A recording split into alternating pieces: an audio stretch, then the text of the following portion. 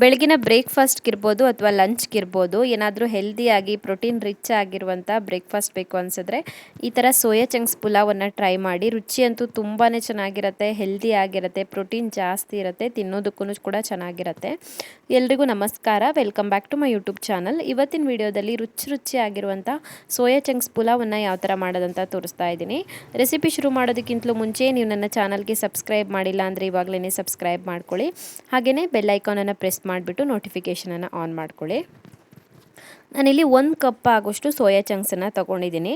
Cook ಮಾಡೋದಕ್ಕಿಂತ ಮುಂಚೆ ಫಸ್ಟಿಗೆ ಇದಕ್ಕೆ ಸ್ವಲ್ಪ ಬಿಸಿನೀರು ಹಾಕಿಬಿಟ್ಟು ನೆನೆಸಿಟ್ಕೊಳ್ಳೋಣ.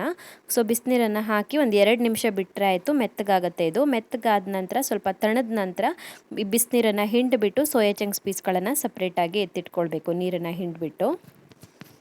ನಂತರ ಒಂದು ಕುಕ್ಕರ್ನ ಕಾಯಿಸ್ಬಿಟ್ಟು ಅದಕ್ಕೆ 3ರಿಂದ 4 ಟೇಬಲ್ ಸ್ಪೂನ್ ಆಗೋಷ್ಟು ತುಪ್ಪ ಅಥವಾ ಎಣ್ಣೆ ಹಾಕ್ಕೊಳ್ಳಿ. ನಾನಿಲ್ಲಿ ಎಣ್ಣೆ ಹಾಕ್ಕೊಳ್ತಾ ಇದ್ದೀನಿ, ಬೇಕಾದರೆ ತುಪ್ಪದಲ್ಲಿ ಕೂಡ ಮಾಡ್ಬೋದು.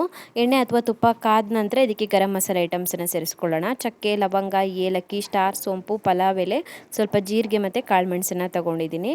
ಸ್ವಲ್ಪ ಹೊತ್ತು ಫ್ರೈ ಮಾಡ್ಕೊಳ್ಳೋಣ ಗರಂ ಮಸಾಲೆ ಐಟಮ್ಸನ್ನು.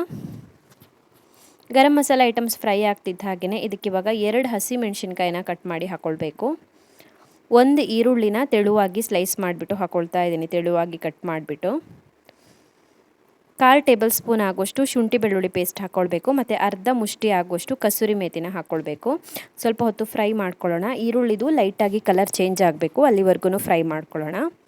ಈರುಳ್ಳಿ ಫ್ರೈ ಆಗ್ತಿದ್ದ ಹಾಗೆಯೇ ಅರ್ಧ ಮುಷ್ಟಿ ಆಗೋಷ್ಟು ಸಣ್ಣಗೆ ಹೆಚ್ಕೊಂಡಿರುವಂಥ ಕೊತ್ತಂಬರಿ ಸೊಪ್ಪು ಮತ್ತು ಅರ್ಧ ಮುಷ್ಟಿ ಆಗೋಷ್ಟು ಪುದೀನ ಎಲೆಗಳನ್ನು ಹಾಕ್ಕೊಂಡಿದ್ದೀನಿ. ಅರ್ಧ ಕಪ್ ಆಗೋಷ್ಟು ಬಟಾಣಿ ಹಾಕ್ಕೊಳ್ಬೇಕು ಮತ್ತು ಸೋಯಾ ಚಂಕ್ಸ್ ಪೀಸ್ಗಳನ್ನು ಹಾಕ್ಕೊಳ್ಬೇಕು. ಅರ್ಧ ಟೇಬಲ್ ಸ್ಪೂನ್ ಆಗುವಷ್ಟು ಗರಂ ಮಸಾಲೆ ಪುಡಿನ ಹಾಕ್ಕೋಬೇಕು ಮತ್ತು ರುಚಿಗೆ ತಕ್ಕಷ್ಟು ಉಪ್ಪನ್ನು ಹಾಕ್ಕೊಳ್ಬೇಕು.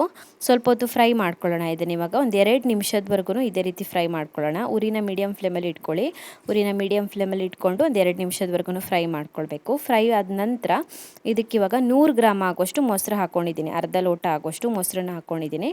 ಮತ್ತು ಚೆನ್ನಾಗಿ ಮಿಕ್ಸ್ ಮಾಡ್ಕೊಳ್ಳಿ. ಮೊಸರು ಹಾಕ್ಬಿಟ್ಟು ಮತ್ತೆ ಒಂದು 2 ನಿಮಿಷದವರೆಗೂ ಚೆನ್ನಾಗಿ ಮಿಕ್ಸ್ ಮಾಡ್ಕೊಳ್ಬೇಕು. ಇವಾಗ ಇದಕ್ಕೆ ಅಕ್ಕಿ ಹಾಕ್ಕೊಳ್ಬೇಕು. ನಾನಿಲ್ಲಿ ನಾರ್ಮಲ್ ಆಗಿ ಊಟಕ್ಕೆ ಬಳಸುವಂಥ ಅಕ್ಕಿ ತಗೊಂಡಿದ್ದೀನಿ, ನೀವು ಬೇಕಿದ್ರೆ ಬಾಸ್ಮತಿ ರೈಸ್ ಕೂಡ ತಗೊಳ್ಬೋದು. 1 ಲೋಟ ಅಕ್ಕಿ ತಗೊಂಡಿದ್ದೀನಿ, ಅಂದಾಜು 250 ಗ್ರಾಮ್ ಆಗೋಷ್ಟಿದೆ ಇದು. ಅಕ್ಕಿನ ಸೇರಿಸ್ಬಿಟ್ಟು ಸ್ವಲ್ಪ ಹೊತ್ತು ಚೆನ್ನಾಗಿ ಮಿಕ್ಸ್ ಮಾಡ್ಕೊಳ್ಳೋಣ. ಸೊ ನಾನಿಲ್ಲಿ 1 ಲೋಟ ಅಕ್ಕಿ ತೊಗೊಂಡಿದ್ದು. 1 ಲೋಟ ಅಕ್ಕಿಗೆ 2.5 ಲೋಟ ಆಗೋಷ್ಟು ನೀರು ಹಾಕ್ಕೊಳ್ತಾ ಇದ್ದೀನಿ. 2 ಲೋಟ ನೀರು ಅಕ್ಕಿ ಲೆಕ್ಕದಲ್ಲಿ, ಹಾಗೆಯೇ ಅರ್ಧ ಲೋಟ ನೀರು ಎಕ್ಸ್ಟ್ರಾ ಹಾಕ್ಕೊಂಡಿದ್ದೀನಿ. ಅರ್ಧ ಲೋಟ ನೀರು ಹಾಕ್ಕೊಂಡಿರೋದು ಸೋಯಾ ಚಂಕ್ಸ್ ಮತ್ತು ಬಟಾಣಿ ಎಲ್ಲ ಇದೆಯಲ್ವ, ಅದಕ್ಕೋಸ್ಕರ ಎಕ್ಸ್ಟ್ರಾ ಅರ್ಧ ಲೋಟ ನೀರು ಹಾಕ್ಕೊಂಡಿದ್ದು. ರುಚಿಗೆ ತಕ್ಕಷ್ಟು ಉಪ್ಪನ್ನು ಹಾಕ್ಕೋಬೇಕು. ಚೆನ್ನಾಗಿ ಮಿಕ್ಸ್ ಮಾಡ್ಕೊಳ್ಳಿ. ನೀವು ಫಸ್ಟಿಗೆ ಮೊಸರು ಹಾಕ್ಕೊಂಡಿಲ್ಲ ಅಂದರೆ ಇವಾಗ ನಿಂಬೆ ರಸ ಹಾಕ್ಕೋಬೋದು ಬೇಕಿದ್ರೆ. ಕುಕ್ಕರ್ನ ಕ್ಲೋಸ್ ಮಾಡಿಬಿಟ್ಟು 3 ವಿಷಲ್ ಕೂಗಿಸ್ಕೊಂಡ್ರೆ ಆಯಿತು. ಸ್ಟೀಮ್ ಎಲ್ಲ ಹೋಗಿಬಿಟ್ಟು ಸ್ವಲ್ಪ ತಣ್ಣದಾದ ನಂತರ ಚೆಕ್ ಮಾಡ್ಕೊಳ್ತಾ ಇದ್ದೀನಿ. ನಾನು ಫಸ್ಟಿಗೆ ಎಣ್ಣೆ ಹಾಕ್ಕೊಂಡಿದ್ದು, ಹಾಗಾಗಿ ಇವಾಗ 2 ಟೇಬಲ್ ಸ್ಪೂನ್ ಆಗೋಷ್ಟು ತುಪ್ಪ ಹಾಕ್ಕೊಳ್ತಾ ಇದ್ದೀನಿ. ತುಪ್ಪ ಹಾಕಿಬಿಟ್ಟು ಮಿಕ್ಸ್ ಮಾಡ್ಕೊಳ್ಬೇಕು. ಸೊ ಈ ಥರ ಪಲಾವ್ ಎಲ್ಲ ಮಾಡಿದಾಗ ಸ್ಟೀಮ್ ಎಲ್ಲ ಹೊರಗಡೆ ಹೋಗಿಬಿಟ್ಟು ರೈಸ್ ಎಲ್ಲ ರೆಡಿ ಆದ ನಂತರ ಕೊನೆಯಲ್ಲಿ ತುಪ್ಪ ಹಾಕಿಬಿಟ್ಟು ಮಿಕ್ಸ್ ಮಾಡ್ಕೊಳ್ಳಿ. ಆವಾಗ ರುಚಿ ತುಂಬಾ ಚೆನ್ನಾಗಿ ಬರುತ್ತೆ. ತುಪ್ಪ ಹಾಕಿಬಿಟ್ಟು ಮಿಕ್ಸ್ ಮಾಡಿಕೊಂಡ್ರೆ ಆಯಿತು.